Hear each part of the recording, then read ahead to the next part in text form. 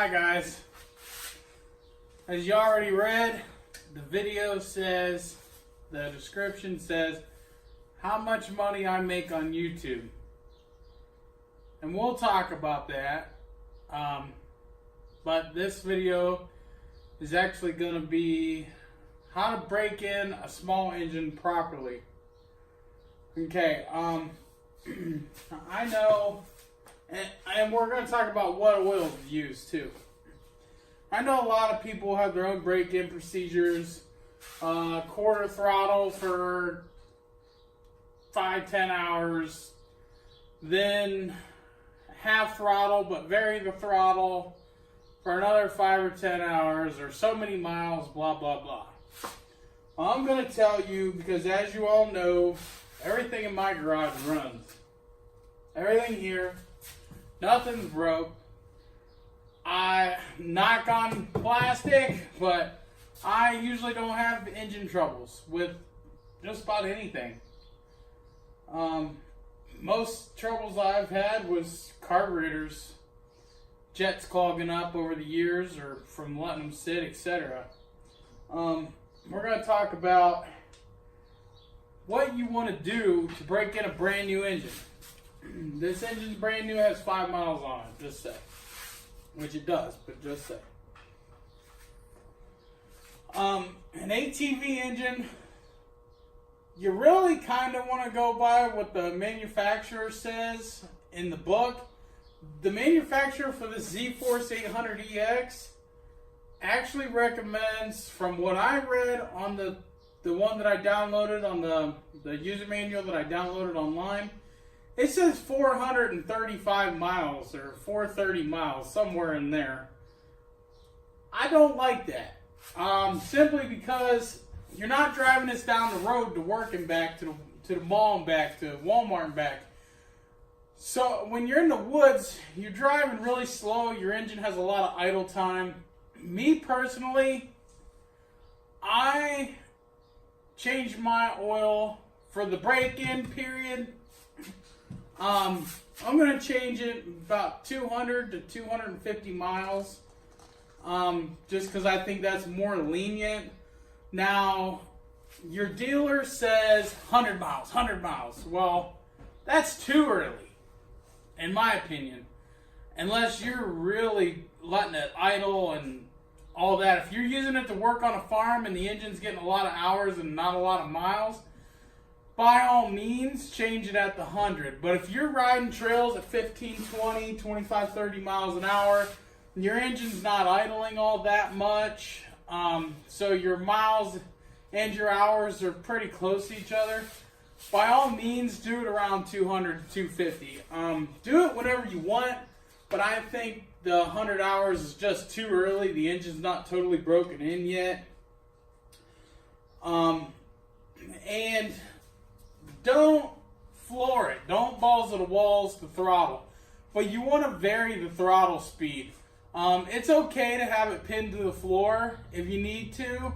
But that's if you need to. Don't be sitting in a mud hole, all 4 tires spinning on it, and your balls to the wall bah on it. That's going to break any engine, whether it's broken in or not. If you're just blah all the damn time, don't do that. If you're stuck, you're stuck. Get your ass out, get dirty, get the winch out, and get it out.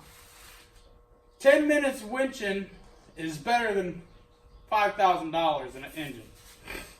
Warranty or no warranty, take care of your stuff. I don't take these out and run them through the creek or the lake. If I wanted to go riding through the water, I'd go right up there to the marina and buy a boat. Boats are boats. Side-by-sides and four-wheelers are side-by-sides and four-wheelers. They're meant to be worked, trailers pulled, riding trails. By all means, get them muddy. I'm not saying don't do that. I'm just saying shouldn't sink your shit in a bunch of water. And now, you do you, I do me. I'm not rich like some of you and can take a $30,000 side-by-side out and trash it and roll it down a hill. I'm sorry, but I take care of everything I got. that if you're looking for me to okay that, you're on the wrong YouTube channel, because I'm all for taking care of your stuff. Anyway, back to the break-in. For my style of riding, I'm going to stick around 200 to 230. But check your oil constantly. Check your air filter. Make sure they're clean. Everybody's saying they're having problems with the air filters on these. I haven't had a lick of issue with either of them, and the other one has like 160 miles on it. And the engine oil is still clean. Looks brand new in that one. This one is brand new. But I constantly check the fluid levels and stuff. I have yet for that one to use any oil. If it does, it's very, very, very minute, and I can't tell by the stick.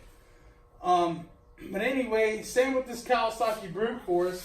It only has 152 miles on it. And again, at 200 miles, it's going to get a service, because I do ride this one a little harder than I do the side-by-sides. It does have a lot more idle time. So yeah, about 200 I'm going to do it, and probably about 250 I'll do these, depending upon the idle time and the hours and if it's sitting there. Because I do use the side-by-sides and the four-wheelers around the house to haul things, and sometimes I'll just let them sit there and run and all that. But the oil that you want to use for these, I hear everybody using Rotella T6, I believe.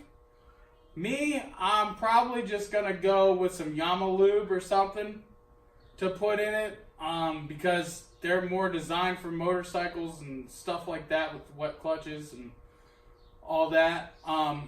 Now, don't get me wrong, I'm sure Rotella is fine. I use Rotella in the boys' go-kart, haven't had a lick of issue.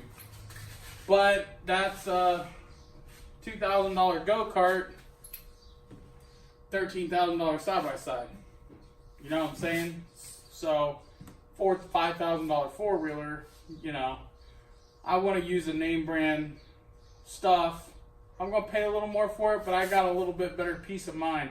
Rotella is a diesel oil. It can withstand a lot more heat, which these engines do. You know, have some heat to them.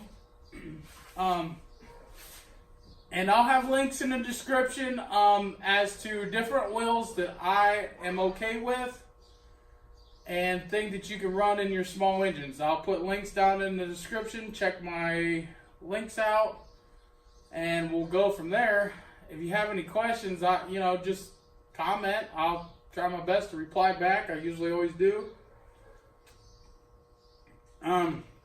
Again, probably YamaLube and everything is probably what I use, or something similar.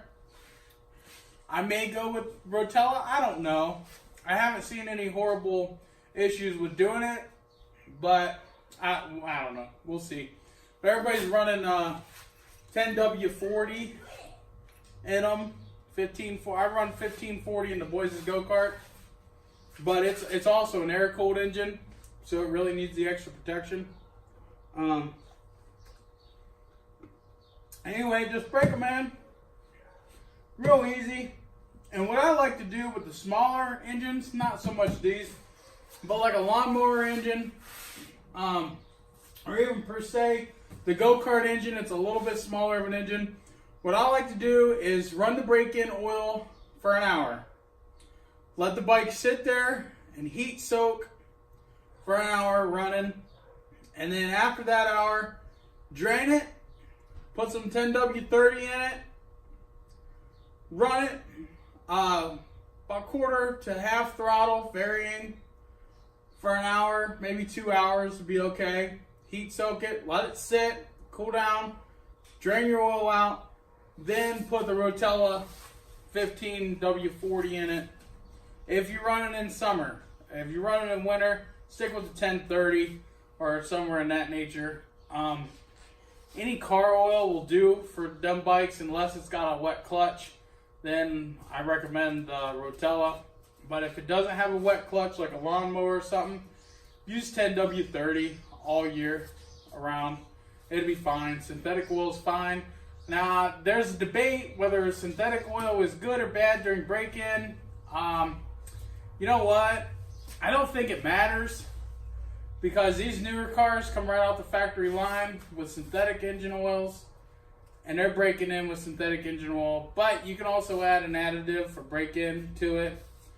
But you just use regular for break-in and then go switch to your synthetic. I don't run synthetic in the boys' go-kart, but I will be running full synthetic in these machines once I think their break-in cycle is done. But I will definitely stay within the manufactured recommended changes. It also recommends changing once a year. So that one over there, it's coming up on a year. Renegade Ridge will definitely put it to its break-in limit, and then that'll also be about its year's time for the oil change. You're supposed to change the oil once a year no matter what. Now listen, oil don't go bad sitting. Not that I'm aware of. If you're not riding it, don't go bad. But if you got a warranty, change the damn oil. Because if you don't, and somehow they figure it out that you didn't, blah, blah, blah, you know what? Your new engine, you're paying for. Sorry. These warranty companies will find a loophole to get out of anything. So just go by your manufacturer recommended break-in procedures and oil change procedures and diff fluid changing procedures and all of that. Now with the lawnmowers and everything else, like I said, let them run for an hour. Blah, blah, blah. I already said all that. Also, with the smaller engines that do not have oil filters, change them off. Change your fluid often because they do have a lot of blow-by. The smaller engines, the lower compression ratios, they have a lot of blow-by. And there's not a lot of oil in the crankcase. Most of the smaller engines only take half a quart, 3/4 of a quart most. And that little bit of oil gets dirty fast. So every few rides, I say about every 20 hours of riding, change it. Now, I change my Boyses probably roughly every 15 to 20 hours. Depending upon how hard they rode, I might let it go a little bit more, but not much more. Just change it. Even if you have to, them low engines, changing oil is like a 5-minute job. Take a couple of quarts with you out on a ride. If you're riding for a long weekend, change it out. Listen, take care of your engine and it'll take care of you. Also, for when you're letting them sit, put Sta-Bil or Seafoam in your gas. It'll help it last a little bit longer and stay fresher. So with that being said, check out the description. I'll have detailed stuff for different types of engines and different oils that I like for those engines, and we'll post them up there for you to do. If you have any questions, of course, comment. If you're out of warranty and you're not abiding by the rules of the book, just use your brain. You know, like I said, I'm probably going to stick with around every 200 to 250 miles as an oil change for these things, even after the break-in, because the break-in procedure is always a little longer than normal oil change. Some people I've seen changing their oil at like 600 miles. Again, that depends upon your riding. So if you're riding down the street, change it at every 1,000. If you're riding the roads, if you're street legal, change it every 1,000 miles. That's fine. You know, because it's not as much wear on the engine as when you're going through a trail. High, low RPM, high, low constantly, you know. All that. So, change it at 1,000, whatever. But stay within the book if you're in warranty. I don't remember what the book says. I think it's 200 and some miles. Don't quote me on it for this. 200 and some miles regular maintenance or once a year. And the break-in was like 430 miles or 435 miles. But like I said, I think I'm just going to stick with like 200 across the board. 250 for the break-in is what I'm going to. That's what I feel safe with. Plus, I always make sure my oil's clean. Like I said, that back there, this one I can't speak for. It's like a 5 miles on it. But that one back there, it is golden, crisp, fresh oil in that thing. Like, we didn't even ride it. I'm like, I can't believe this, because everything else I have, the Kawasaki, it's still clean too, by the way. But everything else I have, like the lawnmowers and the go-kart and everything else, it's dirty in a couple hours. But like I said, they don't hold that much oil. So, also, you can get your oil filters on Amazon. Now, I haven't found any aftermarket filters for this, but I have found them on Amazon. They fit, supposedly, the 500, the 600, the 800 EX, and Trail, and the 1000 are all supposed to be the same. I don't know. I'm just going to go to the dealer to get my stuff. That way it's on record, and I'll keep record here at home saying that I did the maintenance for warranty purposes. Plus, support your local dealer. Even if they're assholes, support them, because one day they won't be there, and you're going to need something, and you're going to have to wait a week for it online. Now, I'm not saying don't shop online. I'm saying if you have to, buy your oils online. Go to your dealer, buy the filters, the gaskets, stupid stuff like that. If you need a starter, by all means, buy it online. If you need a cylinder head, by all means, get it online. If you need a couple of valves, go to your dealer and get them. They're not going to be that much, you know. They're going to be marked up a little bit more, but just vary. But support your dealer. Me personally, I don't like my dealer, but I still go there and support their parts department. And of course, I support their sales department. I got 3 machines from them.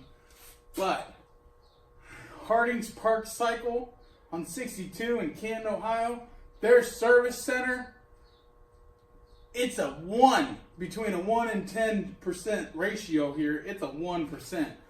I'm sorry, but it is. Sales department, 10. Their parts department, I'd say a 6, just because the guy behind the counter is sometimes an asshole. And whenever you call, you have to wait on hold for 15 minutes while they figure out something. So, or they can't, they're busy, can they call you back? And then it'd be like a day later they call you back. Been there, done it. Harding's Park Cycle.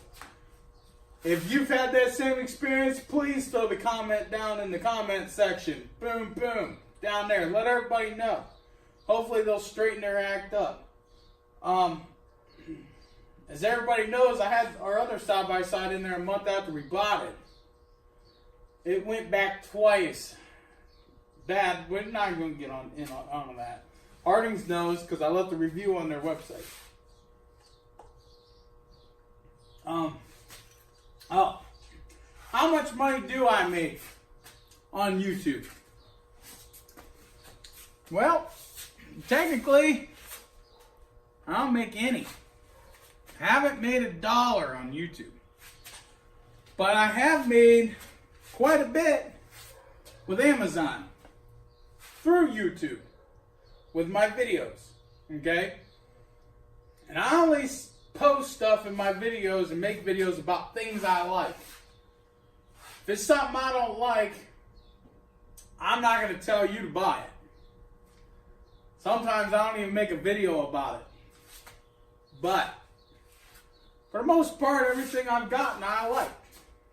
And so yeah, I buy stuff on Amazon and stuff locally here at stores because like I said, I support other people. And I do YouTube video about it, and then I'll find a link to it on Amazon. Usually it's cheaper than what I paid for it. And I'll throw it down there for you guys to get. I get a little kickback from that. Ain't much. I sold a bunch of them Kappa sound bars and stuff. People love them. I love it. Absolutely love it. So yeah, I'd make a little bit. I wouldn't say I'm getting rich, and I definitely wouldn't say it pays the bills. Because honestly, guys, the little bit that I do make, and it takes forever for Amazon to pay you, the little bit that I do make, I help put back into products for these videos. Of course, I'm enjoying what I buy, but I'm also making the videos for you guys. And I really need suggestions on what videos you want to see, what you like. I try to do a variety of things, And I noticed a few things take off. Like the mini bike, that video's got over 1,000 views. The Kappa video, it's got 700 or 800 or somewhere in there views. A few of my videos got 500-600 views, and then there's a couple that have like 10. So I try to do a variety, you know, but I need to know. Comment, like, share, subscribe, all that. And when I reach 100,000 subscribers, when I reach that, I'm going to give something away. I already have plans for it, but it's going to take a while to get 100,000 subscribers. So share my videos, get me there, help me build the channel, help me make content you want to see. I don't want to be talking all the time. I want to be doing stuff for you guys, but I'm running out of ideas here. And like I said, I'm going to give something away on there, but it'll be one of the deals where I can't ship it. You're going to have to make the trip to come get it because it's going to be big, and it's probably going to have 4 wheels and a motor. So, now I'm not talking about a lawnmower either. So, like, share, subscribe, click the bell, do what you got to do. Let's get up there to 100K. Because that is the plan. I've been thinking about it, and that's why I mentioned it, because that's what's going to happen. 100K subscribers, I'm going to give something really nice away, and it's not going to be a beat-up piece of crap either. So, alright. Anyway, I'm going to take you over here and show you some oils that I like and explain them to you. Set Briggs and Stratton 30 weight engine oil. There it is. That's great for your lawnmower. I'll definitely have a link to something like that in the description. Look how cheap it is, $3.47. And guys, your lawnmower is probably gonna only take that. You know what I mean? Kohler. I'm not familiar with Kohler oil, but I'm pretty sure it's probably just made by the same company that makes the Briggs. So it's probably the same. And look, oil filters, Kohler oil filters, this is lawnmower stuff, guys. You can even get your 2-stroke oils on here. If there's something you want to see a link of, so you can help support my channel just by buying something on here, it'll help support the channel and help me get products in here to actually review and do some things. Look at that carburetor. $23. Rotella. That's T4. I think they're using T6. Not sure. But it just has to be JASO rated or whatever for wet clutches. I can't remember what it's called. But you just need an oil rated for wet clutches. All you need to use in a motorcycle or whatever that has a wet clutch. There's some more Briggs and Stratton oil. Everybody, was there Kawasaki? Kawasaki oil. 10W30. Okay, we're going to go here.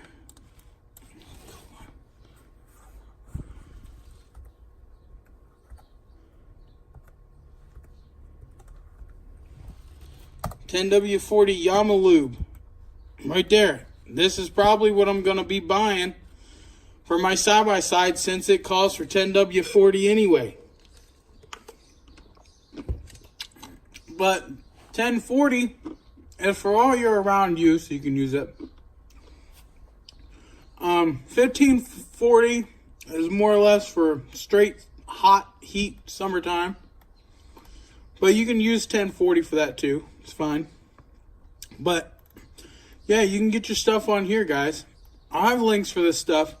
You run that in your Honda, you can run that in your Yamaha, you can run it in anything. It's designed for 4-stroke engines. I'll put links to this stuff. Alright, make sure you check them out, okay? But, anyway, the video is getting pretty lengthy. There's some YamaLube. So, I think we're going to call it a day here. I'm going to render this video and get her uploaded for you. Remember, share, like, and subscribe, click the bell. And comment what you guys want to see me do. Alright? What do you want to see me review? Because I'll try to do it. But you got to support the channel so I can. This don't pay my bills, guys. It pays for the videos. And I'm not making a living on the videos. I just want to be able to pay for the products you guys want to see. That's all. All right? Redneck Garage is out. Peace.